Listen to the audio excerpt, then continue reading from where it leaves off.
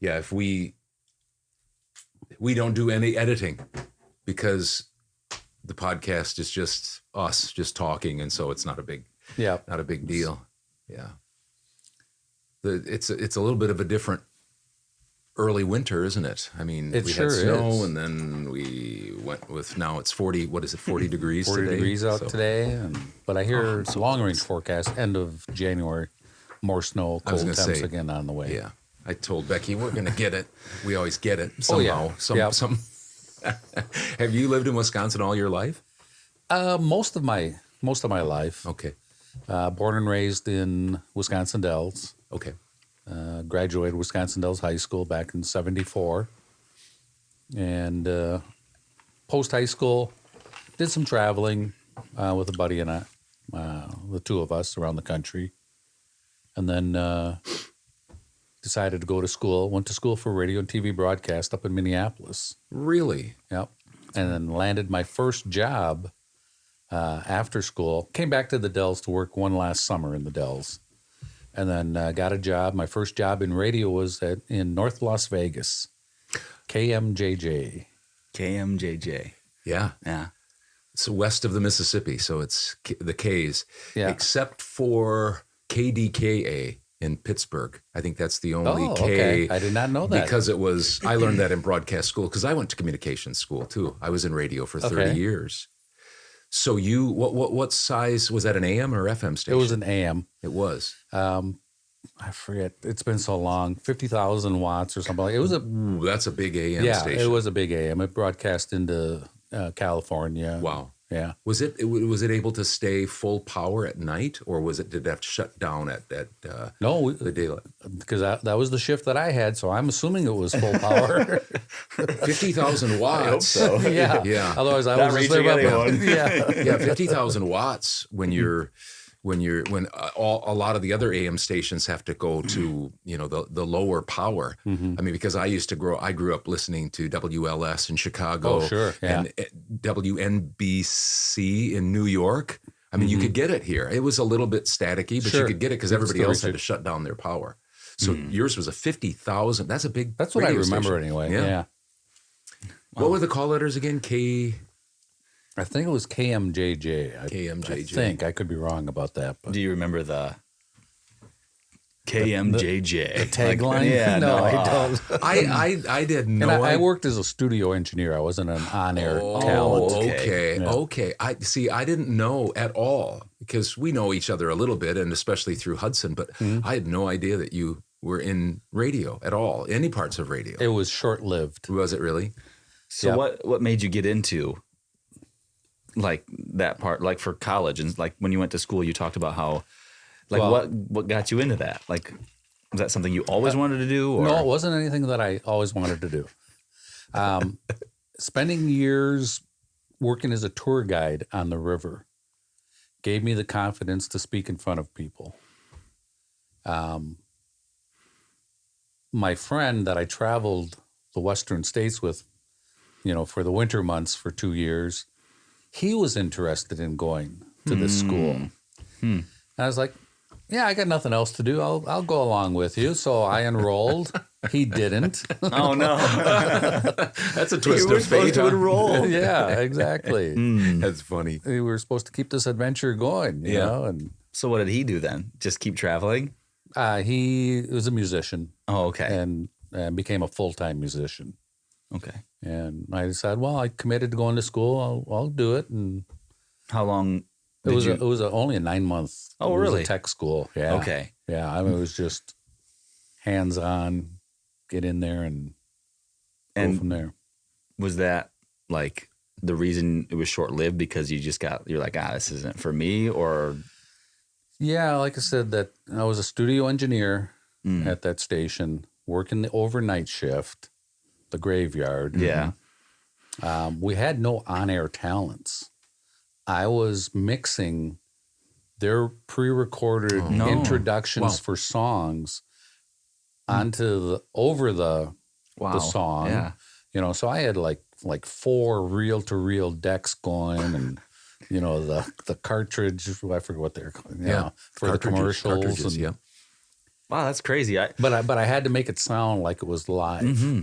But see, that's way ahead of the times, because when I got out of radio in the 2008, a lot of automation and computerization was just coming on. And so I did tracks with my voice, and then the computer would just do what you did, mixing it all with the music. But I didn't know they did that before. Were they local talent, or were they like big names from other places that would come on reel to reel? Okay. I never met any of the talent. Really? So they might have been soundtracks from like other That's wild. I would have never famous guessed guys that were around, and they just sent reel to reel stuff to you. And See, I thought you were actually like a host or like a talent, because you do have a good voice. You do have you have a smooth. So I just, when you said that you were in radio, I thought, oh, you must have been on the air. But anyway, that's actually, so you were kind of a producer, cool. actually, not only an engineer, but you mixed ways, music. And did you mix the music? I don't want to get too technical here for people, but it's interesting to me. Did you mix the reel to reel with like vinyl recordings, or was the music on reel to reel as well? Do you remember? Most of the music was on reel to reel. It was, okay. Yeah. Got it. you guys. And so you'd have to search for the song on your reel to reel while everything else is going on live. And that sounds really stressful to me. Once you got into the flow of things. Okay. Did you ever have to edit? Actually edit with the tape. Oh yeah, and the block. Oh yeah, cut the. Oh yeah, he showed me that, and I was like, "There's no way I would have made it back then because I'm so everything's." We have a digital like audio workstation now that everything comes in a WAV file. On your computer screen, you just point and click, highlight. That was where you pulled it out, put it in there, cut it out, put it back to see if it splice belonged. it back together. Couldn't believe it. Yeah. It was tedious, but you could get pretty fast at it if you did it a lot. I did not know that. Do you mind? Do you remember the college name, the tech school name? I went to Brown Institute. Oh, it was in Minneapolis. Okay. Yeah, that's a famous broadcast, full broadcast, right? I mean, they had announcing professors and everything there. Yeah, there were a lot of famous people. Brown and Syracuse and a few others were some of the big names in the 60s, 70s, 80s that put out broadcasters and engineers for all over. That's fascinating. Yeah. I had no idea. I didn't. Yeah. You did that. See, you guys are more connected than I even knew. We could probably talk a lot about stuff, and it would bore people, but it'd be fun to reminisce a little bit. Can I ask you a question about? I don't know. We're kind of going off. No, it's fine. Off script here a little bit, which is fine. That's us. You graduated in 74. I graduated in 78. In 1978. Wisconsin Dells, we played them once in a while. They came down to play basketball against us. We lost in triple overtime to the Dells. And one of the guys that was pretty good player, I think he was pretty good player, I think he had over 10 points, was Gary Funmaker. Oh, sure. Do you remember his name? I know the Funmaker name is up there, but do you remember Gary himself? He would have been like an 8th grader when you were a senior. I'm not remembering Gary Funmaker. I'm remembering Gary Thundercloud. Okay. Who played probably about that same era. Okay. Maybe I'm mixed up. I could be. Huh. But who's the fun maker that did all the dance? I mean, there's lots of fun makers, right? So there was one that would play basketball and he would dance. He's a little bit older. Ken Funmaker? Ken, yeah. Mm-hmm. Yeah. So I didn't, maybe he's related to him somehow, but I have no idea. Anyway. Yeah. I have no idea. I'm sure they are somehow. Sure. Did you play other sports? Did you play basketball, or what sports did you play in high school? In high school, I ran cross country, track, played basketball my freshman and sophomore years. Played football briefly my freshman year when we didn't have enough guys for a cross country team. Oh, interesting. Yeah, so I had to switch over to football mid-season or after the start of the school year. And was it your track team or your cross country team that was quite good? You guys went to state, correct? I went to state my junior and senior year on our mile relay team. Yeah. Okay. Yeah. That's what you four same guys for those 2 years. Wow. We were all seniors. Wow. Or in the same class together. Seniors. Wow. Seems like that's a big deal in sports if you can. Especially the camaraderie and stuff like that. You can get used to the guys, know how they run. Yep. Oh, absolutely. If you're friends with them, that helps out. My baseball team, we played from when we were little together all the way up to our senior year, and we were a pretty good baseball team. Yeah. So then that just you know exactly what the other is going to do. And we weren't. I mean, our team, I'm sure there is some, but there wasn't fighting and stuff like that. And maybe that was the same with you guys. Yep. It was just we got along great. Just, you guys were trying to win and stuff like that. Yep. And anyway, are any of those guys? Do you ever see any of those guys? Are they still living? All of them? And they're all still living. They're all scattered all over the country now. Yeah. But that bond, I mean, whether you talk about the Green Bay Packers, 1966 team, they'd have reunions and stuff. And these guys, their state team from 2014 is scattered as well. But there's some, and they just have this bond. Oh, yeah. Because you've done something really kind of big together. Yeah. Is that how you feel about those guys a little bit? 2 years in a row, right? Yeah, 2 years in a row. Yeah. We didn't qualify for finals either year. But, just making that journey to that stage, that was exciting and something that I think we all remember and cherish. Yeah. Yeah, it's not not everybody gets to go to state, let alone obviously win it. But that was probably one of my best memories is going there. And it was funny because for us, we went there the day before and watched some baseball. That was fun up at Little Chute. And the next day it was raining.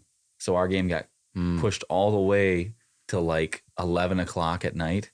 So we played, got done, we won, barely won. It was a nail biter. We got back to the hotel and they ordered pizza at like 3 a.m.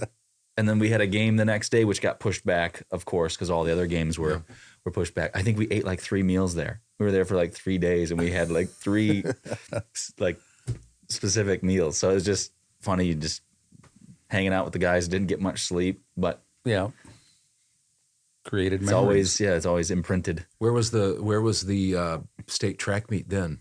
It was at down in Madison. It was okay at the was it indoors natatorium or was it outdoor? It was at Madison West High School, if I remember correctly. Really? Yeah. Do you remember which leg you ran? I mean, both legs. I ran third. You ran with both legs. So you weren't the ancher. No. I see. No, did not have the speed. I see. Just the endurance was 1 mile. Forgive me, we've had some track people in our family, but a 1 mile, would that be 4 legs to make up 1 mile? Right. So you're running fast. Yep. Basically sprinting, right? Running a quarter mile. Yep. Basically a quarter mile sprint. Oh, okay. I thought maybe you were running 4 times around and then somebody else ran 4. No, I was like, no. Did you like running things more than the basketball, football? Did you just like that better or what? I think I ever since I was little, I loved running. I had an older brother who was a state champion in a 2 mile. Wow. Wisconsin state champion. And he set the standard for the rest of us growing up. We all had to run to his level or attempt to run to his level. But he was really an inspiration to me and very early as a child, I in middle school would have these fun, at recess or whatever, competitive running events, run around the school, which was on a city block, and we'd do 1 lap, 2 lap, 3 lap, whatever distance we decided.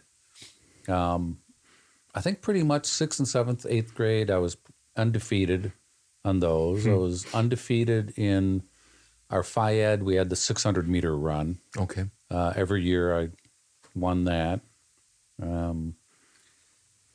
8th grade, we had some of the outlying middle schools would all come into the City of the Dells for a end of the year track meet. Yeah. I ran the half mile in that event. That was the longest distance then. And I was undefeated in that. Wow. So you kind of knew intuitively from all that experience you were pretty good at it. I thought I was pretty good, yeah. Yeah, you had the confidence, you did well, you won a lot of races. Do you remember Steve Lacey? Do you remember that name? Oh, yeah. Yeah. When Heights had go ahead. What year was Steve? Well, I think he was 74 or 73. He was maybe right around there. Yeah. I ran against him. Yeah. How'd you do? Horribly. Horribly is right. The best guy at Heights who went to the state tournament, and Heights went a couple of times in the early mid 70s as a team even. Dave Calkins was his name from Heights. Okay. And I only went to one cross country meet to watch Dave run against Steve Lacy. He was so far ahead. Oh, Steve yeah. Lacy was so far ahead. It was like Yep. unbelievable. I mean, he was an Olympian and a Yep. professional runner and stuff. He was just he was in a different.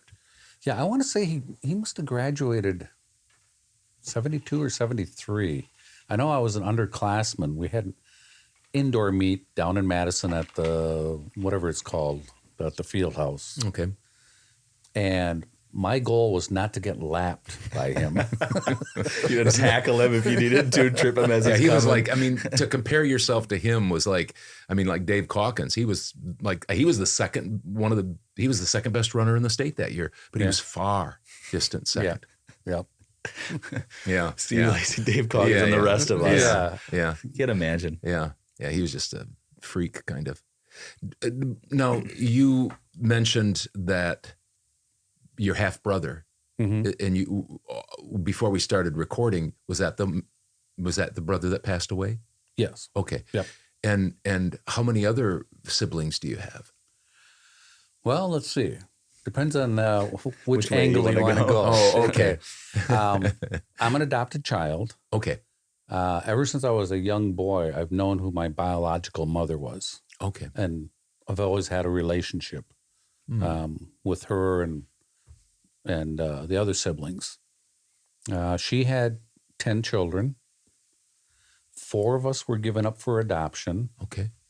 3 of us have found our way back and have reconnected. 1 is still out there. We don't know where he ended up. Really? What happened to him. So my older half brother, Stuart, is the one who was the state champion. Okay. He passed away when he was 21, 22 years of age. Really? Okay. Yeah. Huh. So I've had 4. This is the 4th sibling that I've had pass. Oh. But he was a talented playwright, Really? poet, actor. Huh. So it was my math wrong or right? So you like have 13 siblings or 14 or that you know of, or what is it? No, there were 10 of us total. 10 total. Okay. Yeah, and then there's my adoptive siblings. I see. Okay. And And then in Ho-Chunk relationships, Yeah. Okay. we don't have cousins. We have Yeah. Mhm. we have brothers and sisters. I see.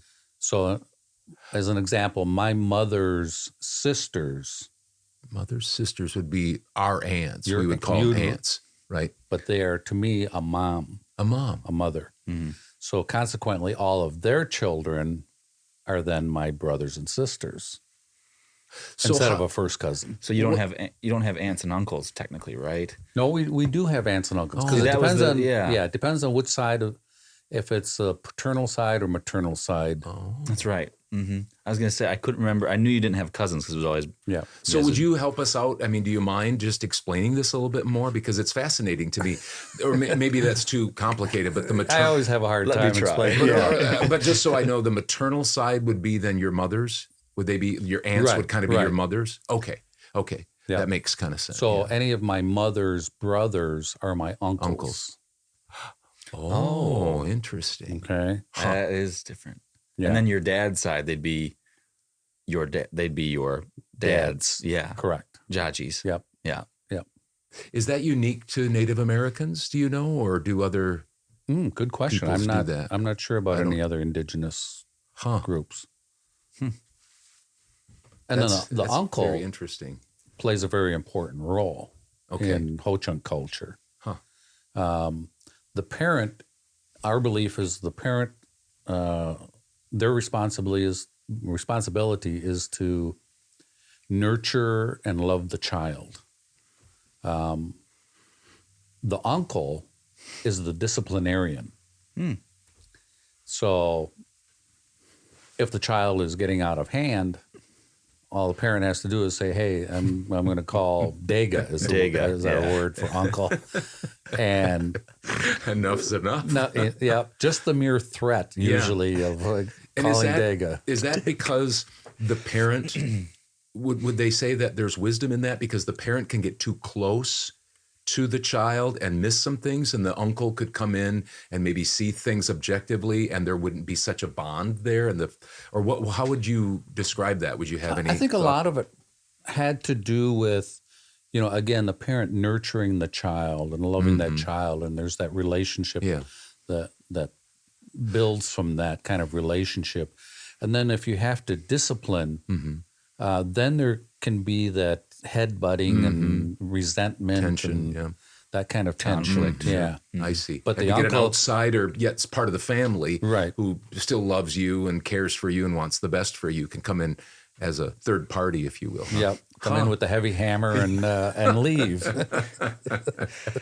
Did you have such a, or not? I did have an uncle that he never had to come in physically.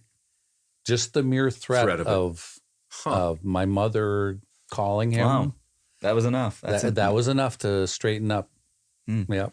And growing up, I had this fear of this man.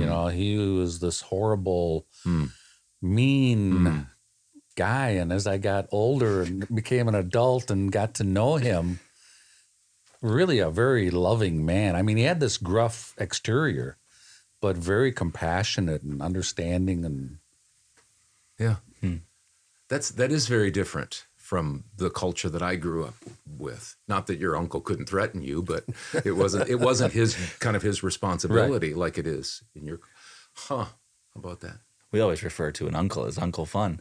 That's he's the fun guy. Mom and dad kind of, hey, they have to keep you in order. Act right. We're not going to spend money here. We're going to do this. Be careful. And the uncle's like, hey, let's go do this. It's well, that's our uncle. That's my brother, or whatever it is. So I was kind of hoping we would hear some of those things from Lance, because it's just different. And I'm just not a part of that. So it's nice to hear some of those things. I hope if there's other things that are interesting, feel free to, that come up either in your mind or something. Just because it's kind of normal to you doesn't mean it is to myself or to the people that might be watching. I think they'd be fascinated by some of those things, if you don't mind. Well, that's okay. Well, we will help teach you, because I'm fluent in Ho-Chunk. Yes, so I know like 7 words. Oh, well, that's 7 more than I do. Anyway, how did you get into teaching?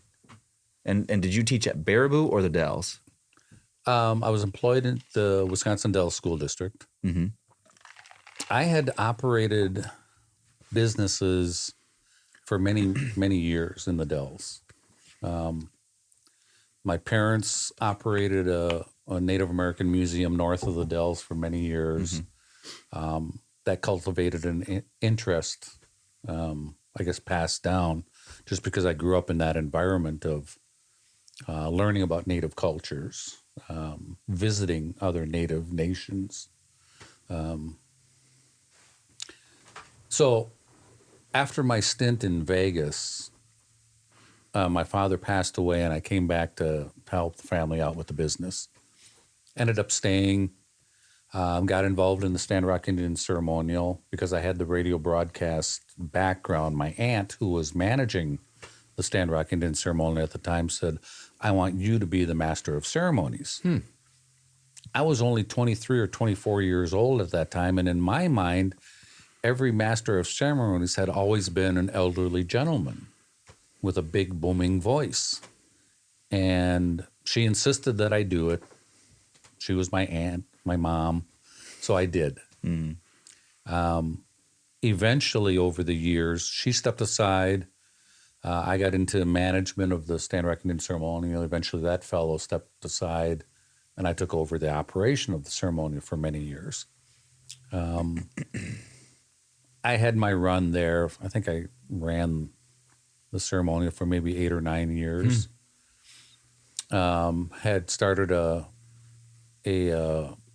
retail store as well, year-round retail Native American store, and also had developed a national touring dance company. A Native American dance company? Yes, to keep me busy during the winter months with everything else going on. Kind of got burnt out, honestly, and just felt I needed to step back. And so there was an opportunity to join the Ho-Chunk Nation Education Department and be placed in the Wisconsin Dells School District as a liaison between the families and the administration and staff. How long did you do that for? Do you remember? I don't remember exactly. The superintendent, when I left, I remember him introducing me at a meeting. And so Lance has been with the district for 17 years. Wow. It felt like 11 or 12. I don't know. You enjoyed it? It was rewarding. Was it? It was. Working with K through 12 students, monitoring their... I always felt my responsibility was to ensure that they were getting the services that they were entitled to. And so monitoring their attendance, their academic performance, but also the services that they were receiving from the school district, and trying to make sure that things were being done equitably. I remember one year presenting to the school board data that I had uncovered in regards to disciplinary rates. Native students were being disciplined at a much higher rate and more severely than non-Native students. There's things like that I felt needed to be brought attention to. And so the district made some changes. Also trying to frame the staff's way of thinking. I remember we were with the first school district in the state of Wisconsin to offer the Ho-Chunk language as a credited course at the high school level. And when they printed out in the guidance office, they have the book of all the different classes and course description. list or whatever. Yeah, the course list. And at the start of the school year, I got a copy of that, opened it up, and I see the Ho-Chunk language there. Great. But the general category that it's listed under is foreign languages. I said, whoa, wait a second here. We have an issue. Yeah. But it was just those subtle things of foreign to them. Yeah. So now, after that, it was always referred to as world languages, I think is what the category is. So it's just those little things of framing somebody's thought process. I enjoyed doing a lot of the staff development projects to just help them open up their minds to what goes on in Native culture. And, we're talking about the funeral. Traditionally, our funerals are 4 days in length. Wow. Or, the wake is 4 days. And so many times students, if they had a relative who passed, would be absent for those 4 days. Sure. Right. And so we needed to make sure that the administration staff understood that this is a cultural event. It's not they're skipping out and blowing it off. Yeah, right. They have these commitments. Yeah. Well, I have one more thing to say. I'll do it after. We have to just stop here for a second. And then are you able to Stay with do us one just more a little bit? segment after that? Sure. Yeah. Yeah. Okay. So probably we'll do 2 parts, and then next podcast we'll have part 2 with this guy. We'll be right back.